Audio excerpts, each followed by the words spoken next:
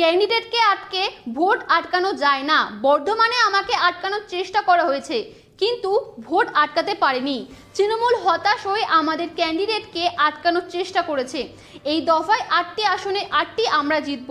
খড়গপুর শহরের শেরশাহ স্টেডিয়ামে 263 নম্বর বুথে ভোট দিয়ে ঠিক এমনটাই জানালেন মেদিনীপুরের বিদায়ী সাংসদ দিলীপ ঘোষ।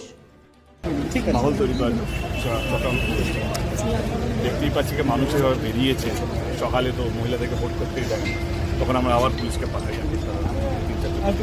এবং আজকে যেখানে আমরা গেলাম সকালে সেখানেই এবং আমি যাওয়ার পরে পুলিশ প্রশাসন অ্যাক্টিভ হলো, তারপরে সব মহিলাদেরকে বাইরে থেকে রাখা হলো। দেন এখন ভোটটা হচ্ছে। দুঃখজনক ব্যাপার। আমি যেটা একটু আগে বলছিলাম যে 10 বছর ধরে আমরা আগলে রেখেছিলাম ঘাটাল, 340 টাকা, যে এখানে কোনো অশান্তি বা কোনো তৃণমূল কংগ্রেস কাউকে মারধর করে, কিন্তু আজকে যখন ওদের